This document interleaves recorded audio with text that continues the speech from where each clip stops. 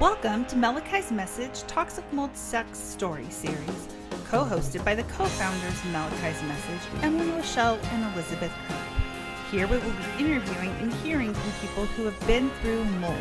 We hope that this helps others feel not alone, not crazy, and that it gives them the strength, hope, and resources that they need to continue on in their journey.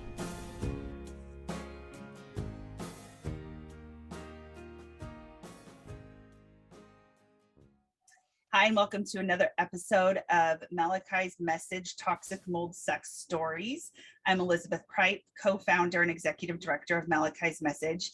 Today, it is my privilege to have on these two beautiful people here. I know them as mom and dad. Y'all will meet them as Deb Nieuwsma and Dave Nieuwsma. If you've heard any part of my story, you hear that my family took us in from out of state. They actually put money together and flew us to stay with them for about 4 months. My parents are the two that took in myself and my two daughters at the time, 1 and 3. We thought it would be interesting to have a perspective from family. We've heard from a lot of people that are friends of Malachi's Message that their family may not understand what's going on, or they have a hard time grasping the concepts of how toxic mold can actually be and how it can impact a person and their family. So we wanted to give people a little bit of an outsider's perspective on how the perceptions have changed from watching family members go through it. So it's really weird to say this, but Dave and Deb, thank you so much for coming on today and being willing to share your perspective on mold. Yeah, our privilege.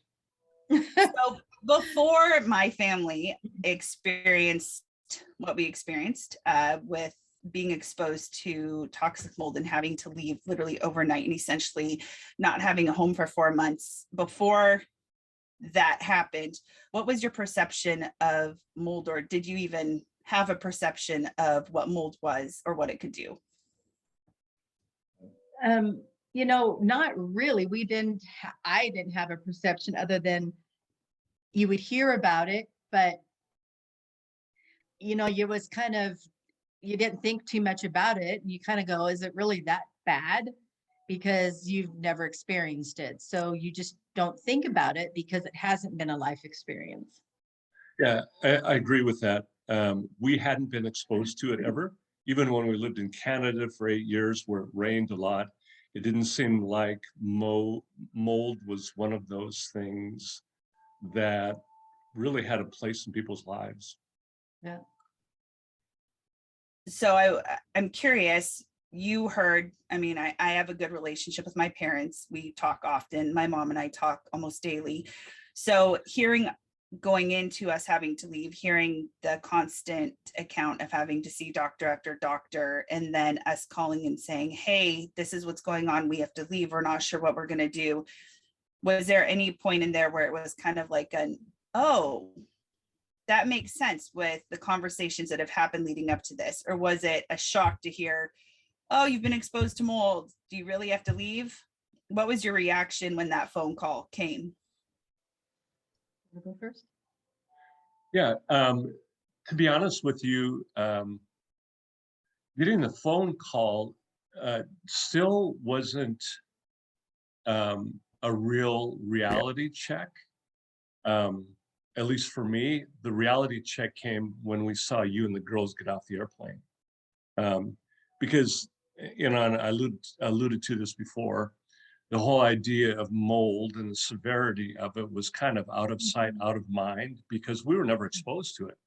Yeah. And so, we could think with all the, doctor's visits you guys had, we could think, well, they're just kind of sick, and not really understanding the reason why until we saw you guys get off the plane. And then we go, oh, this is a whole different ball game than anything we've ever been exposed to. The times that we would come visit you before this all happened, I remember thinking, oh, this humidity sucks here. And I remember thinking, why would anybody want to live in this? And the possibility of mold then became more real, thinking, oh, this might have something to do with it, with all the humidity and the flooding and, all that. And then hearing all the times you guys were going to the doctors or the hospital, or you were sick. And that was when we started saying, there's something wrong. like, this isn't normal, that somebody ends up in the hospital or at the doctor this many times so sick. But with that, if you would have said to us, well, the possibility is mold, that would have probably been option number 15, you know, Yeah. Yeah. in terms of my perspective, because I was just so unfamiliar with it. So just so y'all know too, my parents saw us I was trying to do the math last night, preparing for this, about 5 months before we moved into the apartment. They flew out to Texas and visited us. My daughter had a dedication at church and they saw us then. And I even went back and looked at pictures, and there was a stark reality difference. And I'm assuming this is what you're talking about when you say you saw us got off the plane and thought, oh man, they look terrible. There was a stark difference between what we looked like 5 months before moving into the apartment and 9 months after living in the apartment. Was there that much of a difference for you guys too, thinking back going, oh man, after getting off the airplane, you looked way worse than you did when we saw you not even a year before? Oh, definitely. I mean, I remember seeing you guys get off and you had the dark circles underneath your eyes, and you had I mean, the girls looked lethargic. It felt like they regressed backwards.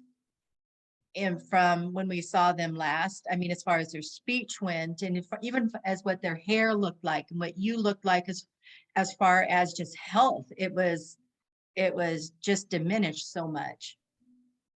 Yeah, you guys were in bad shape. Yeah. I think this is the only time I'm okay with somebody saying you looked horrible, you didn't look good. So we lived with my parents for about 4 months. During that time, did you notice a difference with us being out of the environment of, we call it the apartment from hell? Did you notice a difference in that 4 months? Was there a noticeable difference in the way that we looked, in the way that we acted, in the way that we spoke? Okay, so I am guessing you're saying from the first day you came home to 4 months later when you left? Yes. That comparison? Okay. Yes.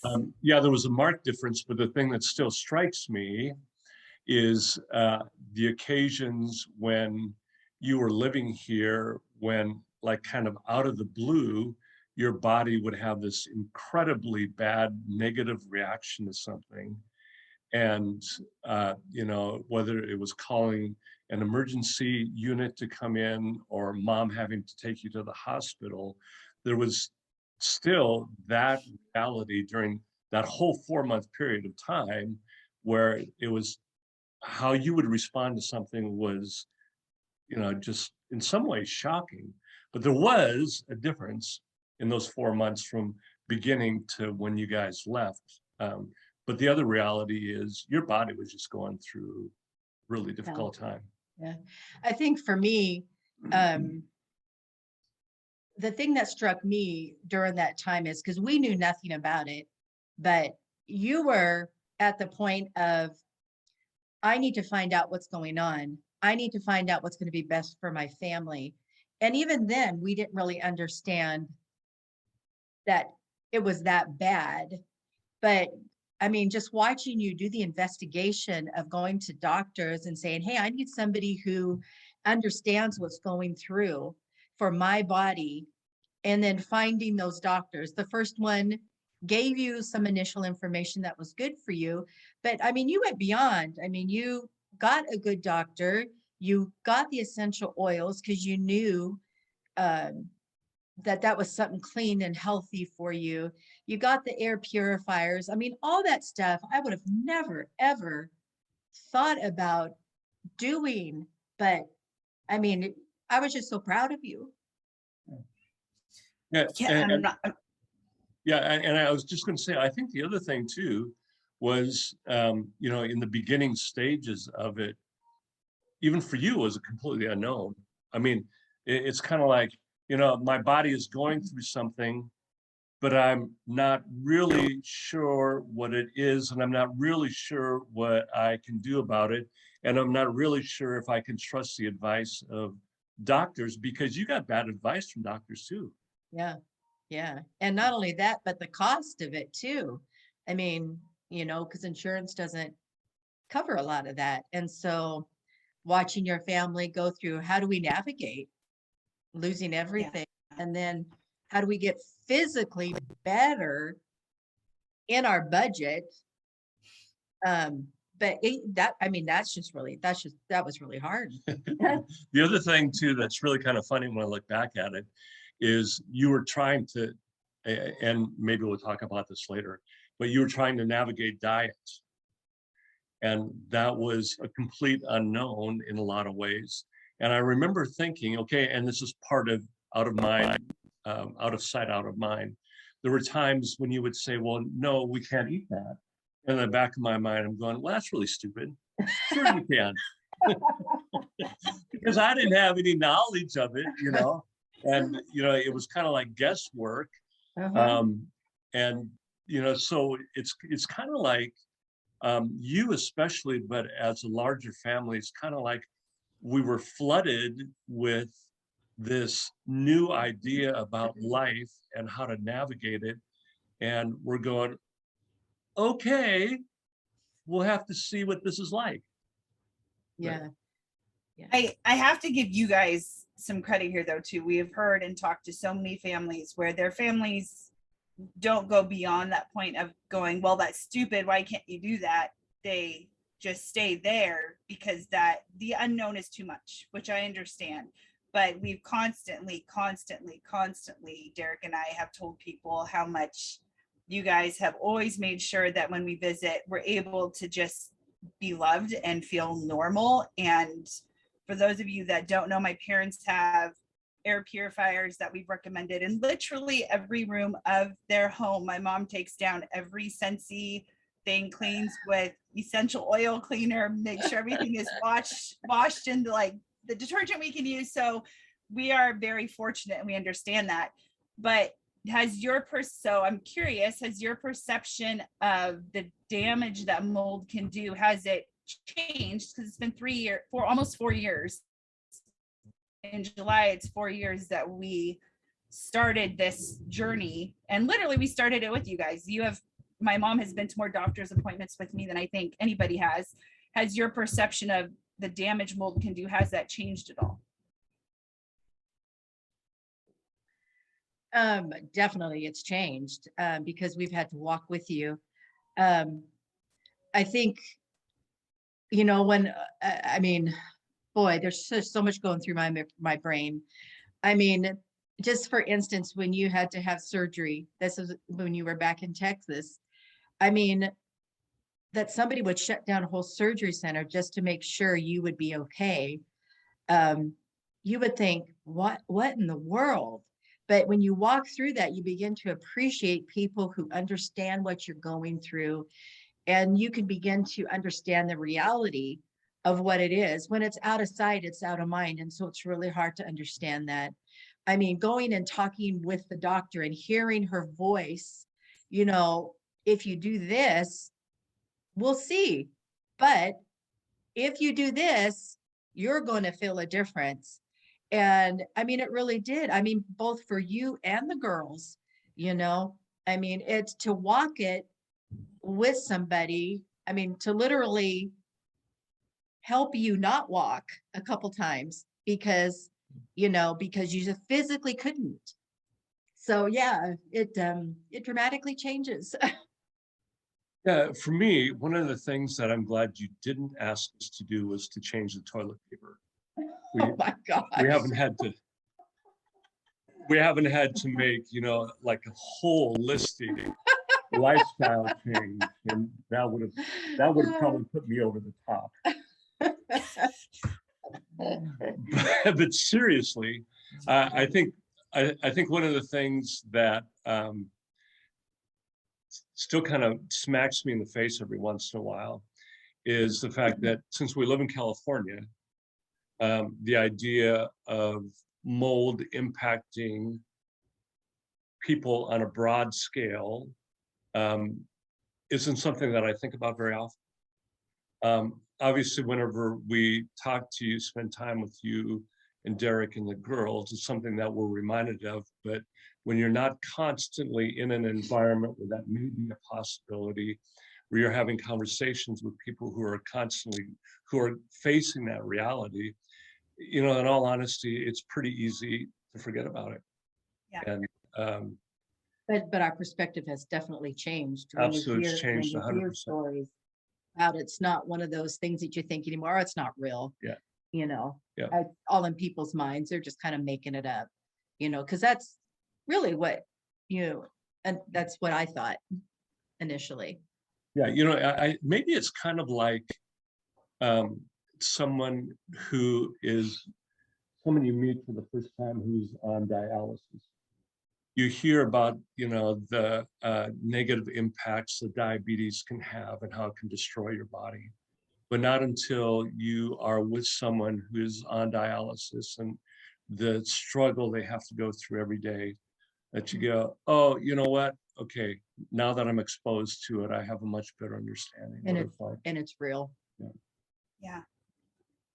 Yeah. Well, I'm really tempted right now, Dad. I'm trying to think what the cleanest toilet paper is. And in a few months when I see you, I might just give you an extra birthday gift.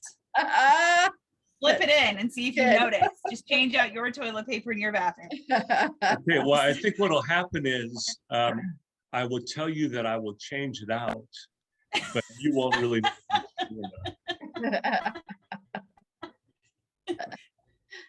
Oh my gosh, my mind is so gone now. No, but we so gone.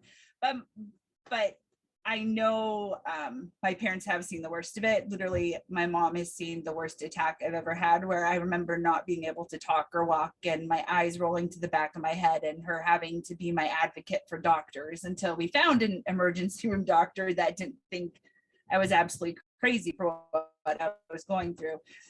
But I hope there are some other parents that we know are going to be listening to this, and hopefully it helps them breathe a little bit, going, okay, like this is a longer process. It's not something as moldies we expect people to just jump on and go, you have to understand it right away. Like, I hope we never put that pressure on you guys. I hope we just kind of tried to live our life, and if we did, you gracefully handled that. Yeah, but I think one of the realities, and I want to include Derek in this conversation, as it was becoming clear the severity of what you and the girls faced. Your husband was amazing. Mm-hmm. I mean, it's like there were so many times when he could have said, well, this can wait till tomorrow, or this can wait till next week. But he jumped on it right away. If that meant him having to leave work, if that, meant him losing sleep, whatever it was, he jumped on it and he said, oh, I need to take care of my family. And this is something that I know for him initially was an unknown too. But, that didn't stop him from stepping in the way he needed to step into. Yeah. Yeah. I said no tears. I was not going to cry this interview. Yeah. I think one of the things too, if I can encourage families too going through it, just listen to them and believe them. I mean, I know there's always questions in the back of your mind of how real is it? But just different little things that you can do. I mean, I know you provided so much for us, like the air purifiers. You're like, well, Mom, we really need these. And initially you're going, does it make that much difference? And it really does make that much difference. I mean, having the infusers, was that what they're called, in each bedroom for the girls at night? Diffusers, there you go. I mean, but little stuff like that can make a big difference when family come, to visit. It takes, listen to their needs and what their wants are and their desires. Yeah, that's really good. Yeah, we like. No, go ahead. Uh-oh, you froze. No, oh, did I freeze? There you go. You're back. Yeah, I mean, yeah, go for it, Dad. No, go for it. Yeah, I think part of you and it's what Mom was alluding to. I think part of the deal is you need to realize that a whole bunch of little sacrifices and little inconveniences are going to happen. And if you can accept the reality of that, I think it makes it a much more pliable situation. And, you know, and I guess if you love somebody, you go, okay, well, this is the way it is, and this is what I have to do about it. Yeah, we like to say that for those of us that have gone through it, this isn't the life we would have chosen. So we don't enjoy having to experience it, and it's not something we want for attention. It's not something we would ask family members, can you please make all these changes just to get attention? There are other ways. If somebody wanted attention, they could do it, and it's not through mold. No. And it's not through asking changes due to mold. What would be one last thing, if you could tell somebody, what is one misconception about mold that you had beforehand that has changed since being around our family?